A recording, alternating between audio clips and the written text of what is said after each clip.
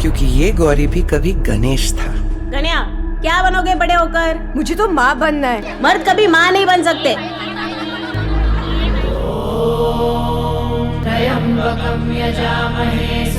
ये कभी मत बनना। क्यों? क्योंकि तुझ में अभी भी बदलने की उम्मीद है।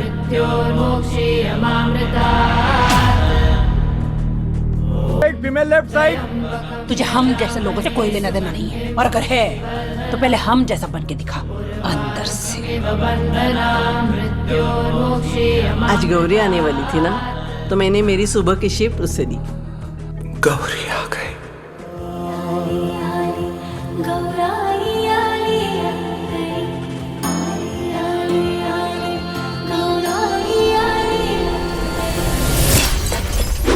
ए थाम रे! I will tell you what is scary.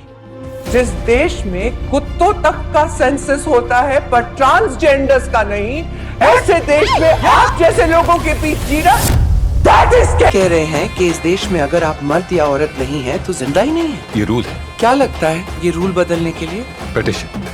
हम सब ने मिलकर सुप्रीम कोर्ट में पिटिशन जारी करी है ट्रांसजेंडर इक्वालिटी के लिए। गली की लड़ाई आखिर दिल्ली तक पहुंच ही गई। ताली पोस्टर शेयर किया, कमेंट्स बॉक्स भद्दी बातों से भर गया। नमस्कार दोस्तों, सुष्मिता सेन की एक नई सीरीज आने वाली है। उसका नाम है ताली। जी हाँ, ताली। सीरीज में सुष्मिता सेन ट्रांसजेंडर बनी हैं। वो ट्रांसजेंडर एक्टिविस्ट श्री गौरी सावंत का रोल प्ले कर रही हैं। फर्स्ट लुक आने के बाद ही लोग सुष्मिता सेन के लुक की तारीफ कर रहे हैं, लेकिन कुछ खाली लोग ऐसे भी हैं जिन्होंने सुष्मिता को ट्रोल करना शुरू कर दिया है, उन्हें चिढ़ाना शुरू कर दिया है। इन सब बातों पे सुष्मिता का क्या कहना है? सबसे पहले मैंने ताली का पोस्टर शेयर किया जिसमें मेरा आधा चेहरा दिख रहा है और मैं ताली बजा रही हूँ। मुझे याद है कि मेरे कमेंट्स सेक्शन में बिना नाम वाले लोग लगातार मुझे छक्का बुला रहे थे।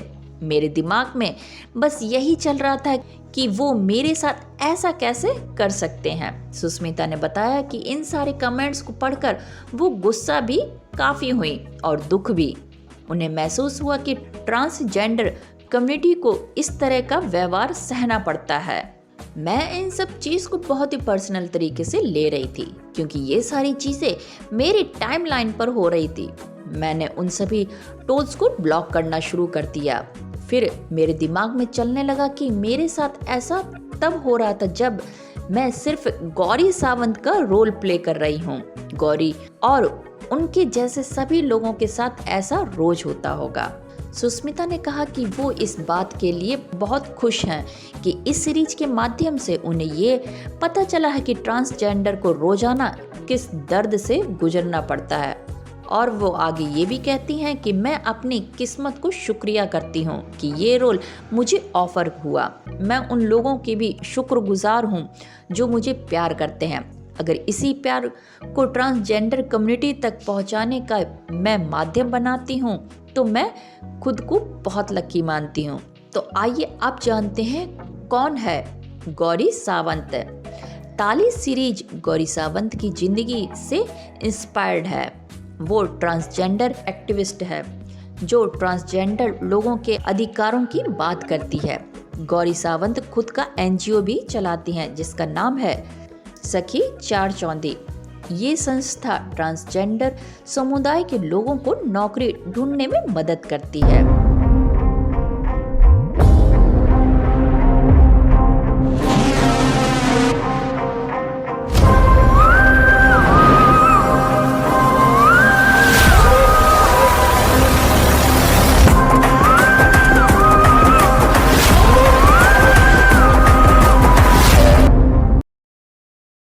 ट्रांसजेंडर से ही संबंधित एक और मूवी भी आने वाली है जिसका नाम है हड्डी, जो कि एक फेमस एक्टर, मैं भी उनको बहुत पसंद करती हूँ, मैं भी उनकी बहुत ही बड़ी फ़ैन हूँ। वो है नवाजुद्दीन।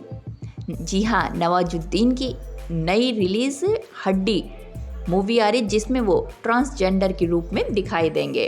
अब बात चल रही है ट्रांसजेंडर के बारे में, किन्नर के बारे में, तो आइए इनके बारे में थोड़ी सी और अपनी तरफ से जानकारी और लेते हैं कि कौन होते हैं ट्रांसजेंडर, क्या है किन्नरों का समाज और क्या है इनका सम्मान। ट्रांसजेंडर शब्द उन लोगों के लिए प्रयोग किया जाता है जिनकी एक लैंगिक पहचान या अभिव्यक्ति उस लिंग से अलग होती है जो उन्हें उनके जन्म के समय दी गई होती है। ट्रांसजेंडर का जो शब्द है वो 2 शब्दों से मिलकर बना है, ट्रांस प्लस जेंडर। ट्रांस का अर्थ होता है दूसरी अवस्था में या दूसरे स्थान पर, और जेंडर का मतलब होता है लिंग। अर्थात ट्रांसजेंडर शब्द का अर्थ होता है दूसरी अवस्था में लिंग। एक ट्रांसजेंडर मनुष्य की पहचान ट्रांस महिला और ट्रांस पुरुष के तौर पर होती है। उदाहरण के तौर पर मैं बताना चाहूँगी, यदि किसी व्यक्ति को जन्म के समय स्त्रीलिंग का माना गया हो किंतु वह अपने आप को स्त्री के रूप में ना देखकर पुरुष के रूप में देखे तो ऐसे व्यक्ति को ट्रांस मैन या परलैंगिक पुरुष कहा जाता है।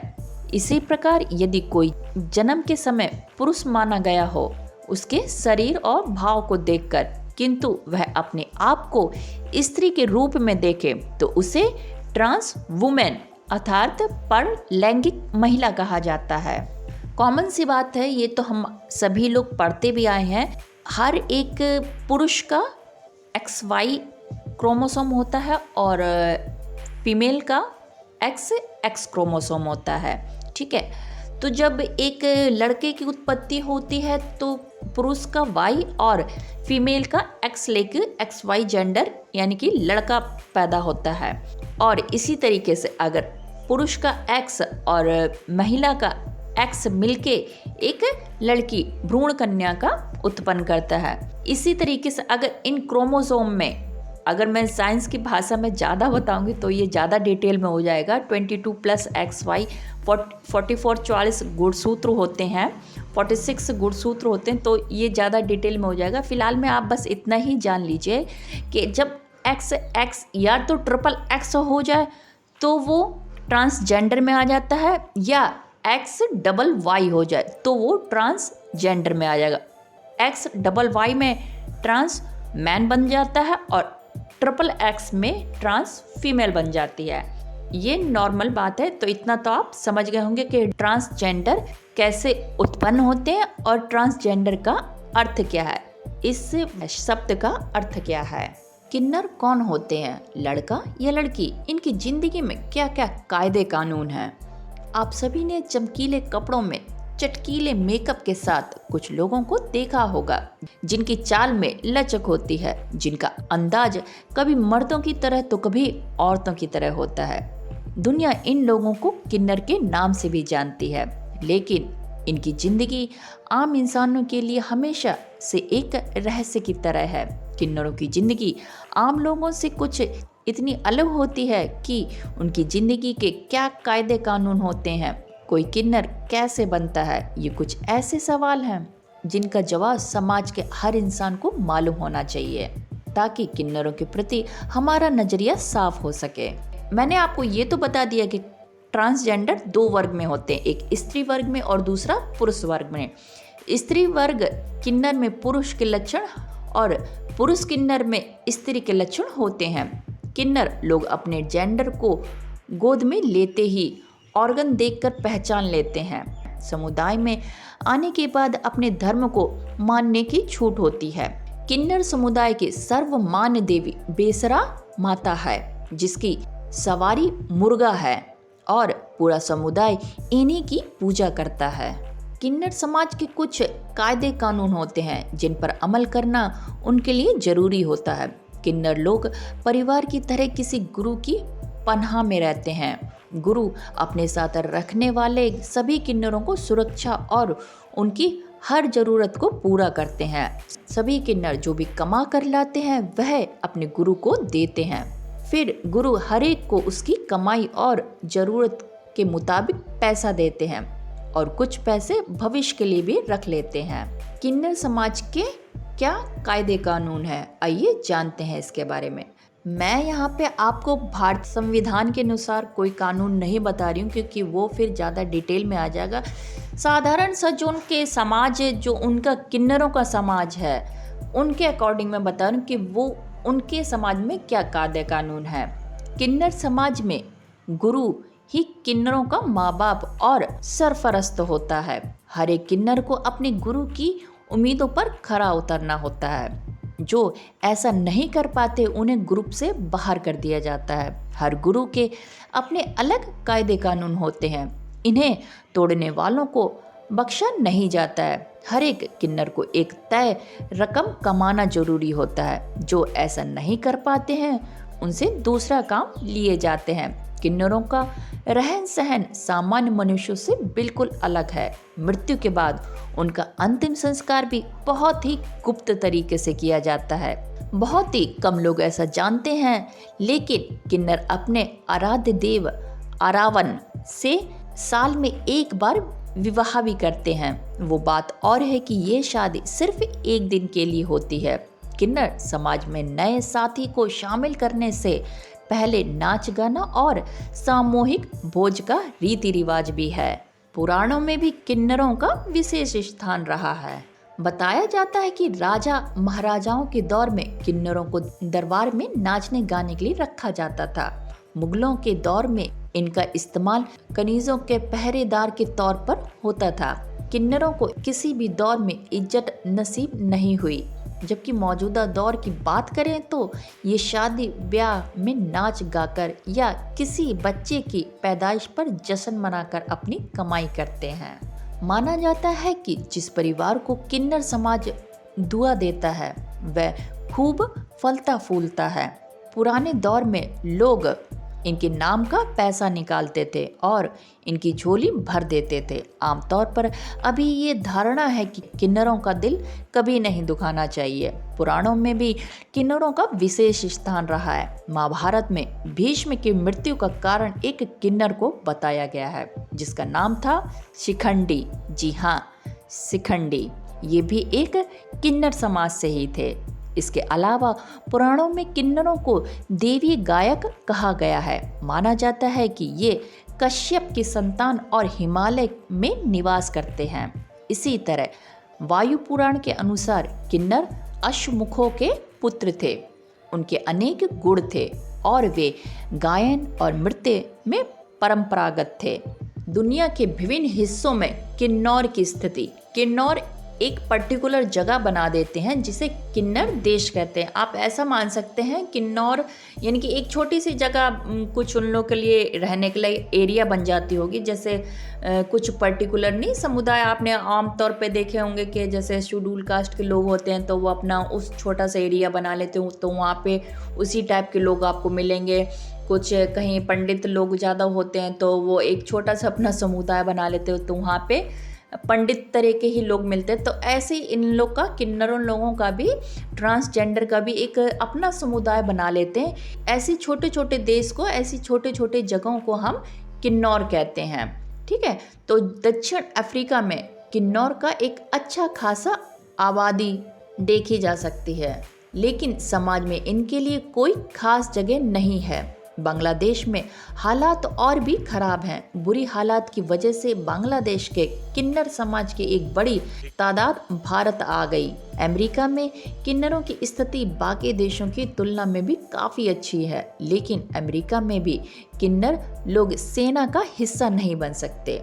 बात करें भारत देश की तो साल 2014 में सुप्रीम कोर्ट ने इन्हें सरकारी दस्तावेजों में बाकायदा थर्ड जेंडर के तौर पर एक पहचान दी है। वो सरकारी नौकरियों में जगह पा सकते हैं, स्कूल कॉलेज में जाकर पढ़ाई भी कर सकते हैं, लेकिन भारतीय समाज में किन्नरों को भारतीय नागरिक के बराबर का स्थान नहीं है।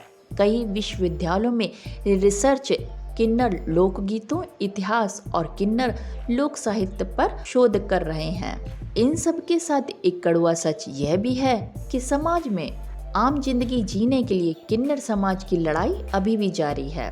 आम लोग का नजरिया इनके प्रति बहुत अधिक नहीं बदला है। शायद ही आप जानते होंगे कि दुनिया भर में इतने खूबसूरत किन्नर भी मौजूद हैं जिनका दीवाना आम जनता तो छोड़ी दो, फिल्म स्टार तक हैं। तो आइए उनके बारे में भी थोड़ी थोड़ी सी जानकारी ले लेते हैं। विशेष हुइरेन विशेष मणिपुर भारत की रहने वाली हैं। यह इतनी खूबसूरत हैं कि इनके आगे महिलाओं की खूबसूरती भी फीकी पड़ जाती है। अपनी इसी खूबसूरती की वजह से विशेष हुइरेन ने थाईलैंड में हुए miss international queen beauty constant में हिस्सा लिया था। बता दें कि पिछले कई वर्षों में मणिपुर के विकास और पंचायती राज मंत्री के साथ विवादों में चलती काफ़ी चर्चित भी हुई थी। दूसरे में आती हैं जेनेना तालाकोवा। जेनेना एक कैनेडियन मॉडल हैं और टीवी की हस्ती हैं। 2012 में मीडिया का ध्यान इनकी तरफ तब आकर्षित हुआ जब इन्होंने ट्रांसजेंडर महिलाओं के लिए कई कार्य किए और मिस यूनिवर्स कनाडा के प्रतिस्पर्धा में शामिल हुई और सफलतापूर्वक जीत भी हासिल कर ली। बता दें कि आज जेनेवा तालाकोवा के साथ फोटोशूट के लिए बड़े बड़े ब्रांड उन्हें संपर्क करते हैं। थलीता जामरीली। थलीता 24 साल की मॉडल और इंडस्ट्रियल डिज़ाइनर की छात्रा हैं। ये ब्राज़ील की रहने वाली हैं। बता दें कि थलिया पहले लड़का हुआ करती थी। इन्होंने अपनी सर्जरी साओ पोलो में कराई थी। थलिया जामरीली की खूबसूरती देखकर किसी को भी अपनी आंखों पर यकीन नहीं होता कि ये किन्नर हैं। क्या आपका भी अंदाज़ा कुछ ऐसा ही है? कमेंट्स बॉक्स में अपनी राय जरूर छोड़िएगा। अगले नंबर में है हमारी अमेलिया मल्तपे। अमेलिया एक मॉडल हैं और मूल रूप से बांग्लादेश की रहने वाली हैं। वे इस समय टोरंटो जापान में रहती हैं। उन्होंने ग्लैमर की दुनिया में कदम यह सोच कर रखा कि वो इस दुनिया में कुछ कर सकती हैं और इसके लिए उन्होंने अपने शरीर में बदलाव के लिए हार्मोन्स का इस्तेमाल किया। मॉडलिंग की दुनिया में एक चर्चित हस्ती बनने के बाद एमेलिया ने खुद दुनिया को बताया कि वे एक ट्रांसजेंडर हैं। कारमेन करेका। कारमेन एक बहुत ही प्रसिद्ध अमेरिकन रियलिटी टीवी हस्ती और कलाकार हैं। वे पहले से ही फैशन की दुनिया में अपनी जगह बना चुकी हैं। आज लोग उन्हें किन्नर की नज़रों से नहीं बल्कि एक खूबसूरत सुंदरी के लिए जानते हैं और उनसे मिलने के लिए कोशिश करते रहते हैं। बता दें कि कारमेन ने खुद ही मीडिया के सामने यह स्वीकार किया था कि वे एक ट्रांसजेंडर हैं। वह मानते हैं कि इसे बताने में उन्हें कोई शर्म की बात नहीं है। और जो हमारे अगले नंबर में है वो है तलाशा जैन। जी हाँ, तलाशा जान एक पाकिस्तानी खूबसूरत किन्नर है जिन्हें दुनिया की सबसे खूबसूरत किन्नर माना जाता है। पहले ये मेलों में मौत का कुआं आप सभी लोग जानते होंगे किस तरीके से होता है, उसमें ये काम करती थी, खेल दिखाती थी। लेकिन इनको प्रसिद्धि सोशल मीडिया से मिली। टिकटॉक और फेसबुक पर इनकी काफ़ी फ़ैन फॉलोइंग भी है। टिकटॉक तो हाल फिलहाल में भारत में बैन हो चुका है, लेकिन फेसबुक और इंस्टाग्राम पर इनकी बहुत ज़्यादा फॉलोइंग है। इनके हुस्न के दीदार के लिए तो आम जनता तो छोड़ ही दीजिए, यहाँ तक कि हमारे सुपरस्टार कहे जाने वाले खान सर, जी हाँ सुपरस्टार सलमान खान भी नहीं बच पाए हैं, वो भी इनके ज़बरदस्त फ़ैन हैं। तो ये थे किन्नरों ट्रांसजेंडर के बारे में संपूर्ण जानकारी। मैंने आपको इसमें ये बताया कि ताली से लेकर ताली हड्डी और हमारे आम समाज में ट्रांसजेंडरों की क्या भूमिका रही है और इनको कितना सम्मान मिला है, इनके क्या कायदे कानून है और इनको लोग किस नज़र से देखते हैं। तो आपको इनकी जानकारी इन किन्नरों, ट्रांसजेंडरों, हिजड़े, छक्कों आदि न जाने कितने नामों से जाना जाता है, इनकी जानकारियाँ आपको कैसी लगी? आपको दी हुई जानकारी इन ट्रांसजेंडरों के बारे में कैसी लगी? अगर आपको ये वीडियो इन्फॉर्मेटिव लगा हो तो प्लीज़ लाइक, शेयर और चैनल को जरूर सब्सक्राइब कीजिए। फिर मिलते हैं नेक्स्ट वीडियो में, तब तक लिए bye bye, take care, thank you for watching.